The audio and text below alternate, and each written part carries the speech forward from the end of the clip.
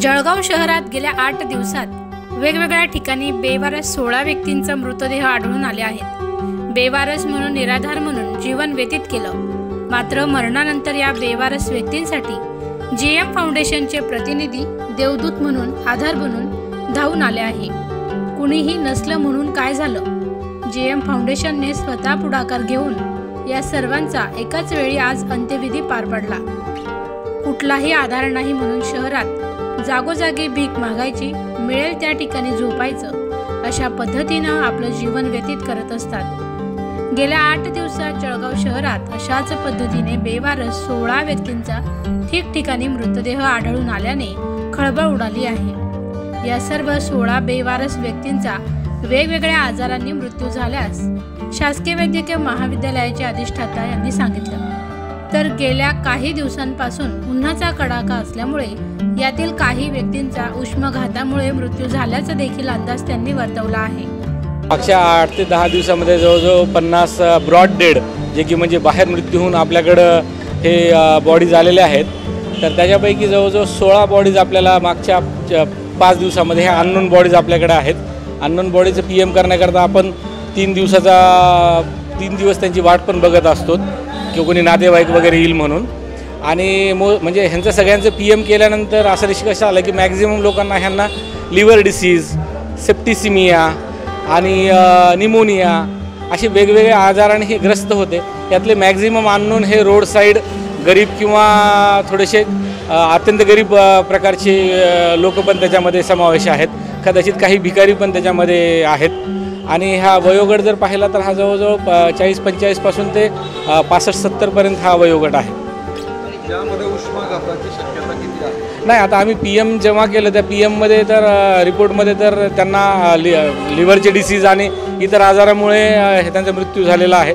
उन्हाचं एखादं छोटं मोठं त्याच्यामध्ये ॲड होऊ शकतं, पण पूर्ण हिटस्ट्रोकनंच डेथ झाली असं नाही सांगता येणार।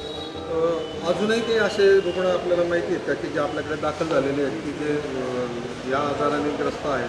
नाही, बाकी मग रुटीन जे नोन पेशंट आहेत त्यांची प्रत्येकाची जवळजवळ आपल्याकडं 400 ते 450 पेशंट रोज ॲडमिट असतात आणि सगळ्यांची योग्य रीतीने ट्रीटमेंट सुरू आहे।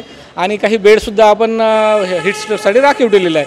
हिटस्ट्रोकसाठी जी ट्रीटमेंट आहे ती आपल्याकडे पूर्णपणे अवेलेबल आहे। एकूण 8 दिवसामध्ये किती बॉडी आपल्याकडे आलेल्या आहेत? ह्या ब्रॉड डेट जर सांगितलं तर तुम्हाला मी सांगितलं की हा आकडा 50च्या वर आहे। आणि या 2 दिवसामध्ये? या 2 दिवसामध्ये 18 बॉडीज आपल्याकडे आलेल्या आहेत। सगळे बेवारस रस्त्यावरती साप? यातले जे अननोन आहेत, जे नोन नाहीत, हे सगळे मॅक्झिमम हे बेवारसच आहेत। आणि बाकीचे जे हे नोन आहेत, म्हणजे ज्यांची डेथ झालेली आहे ह्याचं कारण कुठं प्रायव्हेट हॉस्पिटलला कुठं समजा 24 तासाच्या आत डेथ झाली तर पोस्टमॉर्टमसाठी हे शासकीय वैद्यकीय महाविद्यालयामध्येच घेऊन येतात। बेवारस म्हणून जीवन जगले, मात्र मरताना ते बेवारस जाणार नाही, पण त्यांचा अंत्यसंस्कार कोण करणार असा प्रश्न उपस्थित झाला होता। आणि या सर्वांची जबाबदारी कुठलीही शंका न ठेवता जीएम फाउंडेशनचे प्रतिनिधी यांनी पार पाडली। जीएम फाउंडेशनचे व्यवस्थापक अरविंद देशमुख यांच्या नेतृत्वात शिवाजी पाटील तसेच इतर टीमने मंत्री गिरीश महाजन यांच्याशी संपर्क साधून तात्काळ यंत्रणा हलवली। महापालिका आयुक्त असेल, पोलीस विभागातील अशा सर्व कायदेशीर प्रक्रिया पार पाडल्या आणि या सर्वांच्या अंत्यविधी पार पाडण्यासाठीच्या सर्व अडचणी दूर केल्या।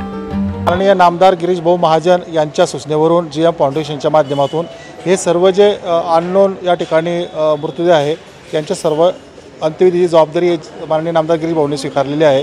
त्यांचा संपूर्ण खर्च गिरीश भाऊंच्या माध्यमातून या ठिकाणी करण्यात। त्याशिवाय जळगाव शहरामध्ये जे लोक इकडे तिकडे फिरत आहेत, भीक मागत आहेत, अशा सर्व लोकांना एका ठिकाणी आणून त्यांची राहण्याची, जेवणाची, त्या ठिकाणी पाण्याची व्यवस्था, त्या ठिकाणी कूलरची व्यवस्था, या सर्व सूचना माननीय गिरीश भाऊंनी दिलेल्या आहे। त्यावरून आमची या ठिकाणी जळगाव शहरात टीम काम करते।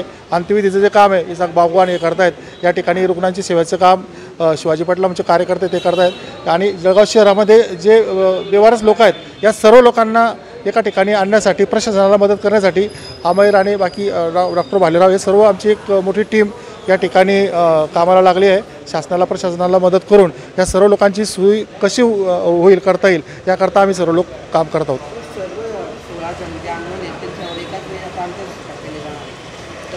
अननोन लोकांवरती अंत्यसंस्कार करण्याची एक पद्धत असते। त्यांना काही जाळलं जात नाही, कारण त्यांना दफन केलं जातं. आता त्यामुळे कारण एखाद्याचं जर त्याचा नातेवाईक वगैरे निघाला तर ते बॉडी आयडेंटिफाय करण्याकरता एक विशेष व्यवस्था त्यांची असते. आणि हा सर्व अंत्यविधी करण्यासाठी गड्ड करण्यासाठी एक साधारणतः 1,000 रुपयाचा खर्च, बाकी कपडे वगैरे सर्व जे काय व्यवस्था असेल ती सर्व व्यवस्था करण्यात येत आहे. आणि त्यामुळे त्या व्यवस्थित अंत्यसंस्कार त्यांच्यावर आम्ही करणार आहोत. आता टप्प्याटप्प्याने सर्व जसे प्रशासनाची पोलिसांची होईल ते प्रोसेसर झाल्यानंतर सर्व त्या ठिकाणी अंत्यविधी होईल. आरोग्य क्षेत्रामध्ये जीएम फाउंडेशन आवर्जून नाव घेतलं जातं. मात्र आज या बेवारस व्यक्तींचा आधार बनून विधी व त्यांचा अंत्यसंस्कार पार पाडणाऱ्या जीएम फाउंडेशनच्या प्रतिनिधींचा जिल्ह्यात मोठं कौतुक केलं जात आहे. जीएम फाउंडेशनच्या प्रतिनिधींनी केलेल्या या कार्याला मनापासून सलाम.